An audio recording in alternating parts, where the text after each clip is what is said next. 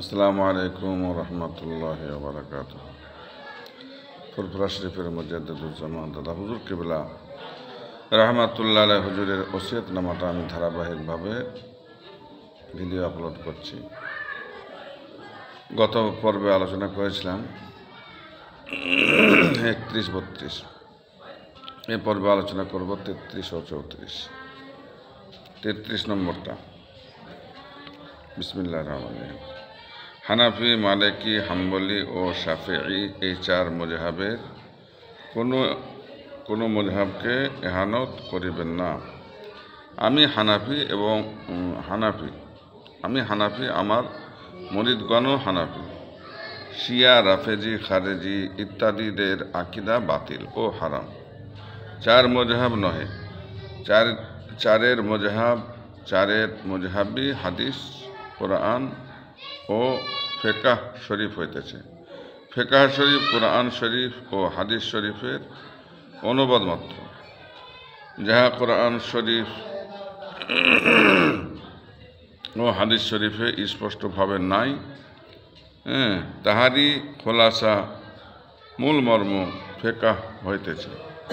অতএব এই চারের মযহাবকে যে ইহানত অবজ্ঞা করিবে সে কাফের হইবে। কেননা ইহাতে কোরআন শরীফ ও হাদিস শরীফকে অবজ্ঞা করা হয়।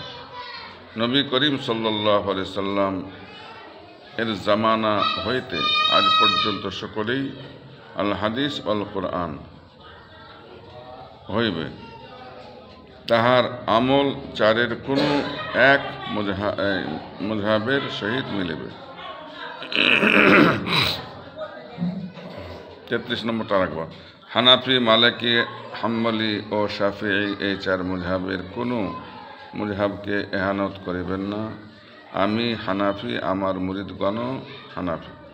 শিয়া, রাফেজি, খারেজি ইত্যাদিদের আকিদা বাতিল ও হারাম। চার মযহাব নহে, চারের মযহাবই হাদিস, কোরআন ও ফিকহ শরীফ হইতেছে। ফিকহ শরীফ কোরআন শরীফ ও হাদিস শরীফের অনুবাদ মাত্র। যাহা কোরআন শরীফ ও হাদিস শরীফে স্পষ্টভাবে নাই, তাহারই খোলাসা মূল মর্ম ফিকহ হইতেছে।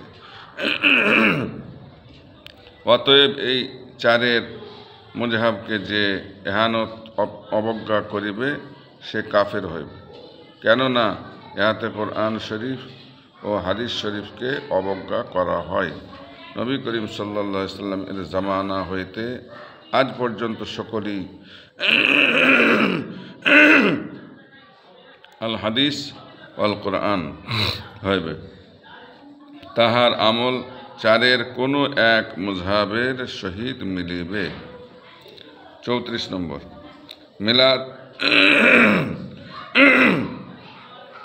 মিলাদ শরীফের কিয়াম করা মুস্তাহাসান।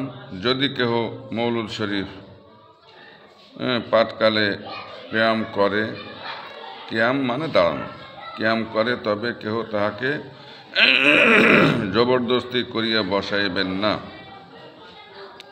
যদি কেহ বসিয়া তাওয়াল্লুদ শরীফ পড়ে, তবে তাহাকেও কেহ জোর করিয়া উঠাইবেন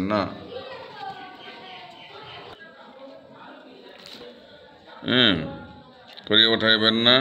সামান্য মুস্তাহাসান বিষয় লইয়া কেহ দলাদলি করিয়া বিভক্ত হইবেন না। কিয়াম করা আমি ভালোই মনে করি। কিয়ামের সময় কেহ বা বসিয়া থাকে, কেহ বা দাঁড়াইয়া, ইহা ভালো নহে, তৎপ্রতি খেয়াল রাখিবেন। কিন্তু কিয়াম মুস্তাহাসান সুন্নাতে উম্মাত, সুন্নাতে সাহাবা ও সুন্নাতে নববী। সুন্নাত 3 প্রকার: সুন্নাতে উম্মাত, সুন্নাতে সাহাবা, সুন্নাতে নববী। 34 নম্বরটা আরেকবার পড়ছি। মিলাদ শরীফের কিয়াম করা মুস্তাহাসান। যদি কেহ মৌলুদ শরীফ পাঠকালে কিয়াম, অর্থাৎ কিয়াম মানে দাঁড়ানো, কিয়াম করে, তবে কেহ তাহাকে জবরদস্তি করিয়া বসাইবেন না। যদি কেহ বসিয়া তাওয়াল্লুদ শরীফ পড়ে, তবে তাহাকেও কেহ জোর করিয়া উঠাইবেন না। সামান্য মুস্তাহসান বিষয় লইয়া কেহ দলাদলি করিয়া বিভক্ত হইবেন না। কিয়াম করা আমি ভালোই মনে করি। ব্যায়ামের সময় কেহ বা বসিয়া থাকে, কেহ বা দাঁড়াইয়া, ইহা ভালো নহে, তৎপ্রতি খেয়াল রাখিবেন। কিয়াম কিন্তু ব্যায়াম মুস্তাহসান সুন্নতে উম্মাত, সুন্নতে সাহাবা, সুন্নতে নবাবী। যাই হোক, এখানে শেষ করলাম আজকে। আপনারা দাদা হুজুর কেবলার ওসিয়তনামা নিজেরা পড়ুন, বা এই ভিডিও আপলোড করছি এটা শুনলেও সেই দাদা হুজুরকে ওসিয়তনামায় শোনা বা পড়া হোক। যাই হোক, এখানে শেষ করলাম। আমার জন্য দোয়া করবেন। আজকে 22শে রমজান। আসসালামু আলাইকুম ওয়া রাহমাতুল্লাহি ওয়া বারাকাতুহু।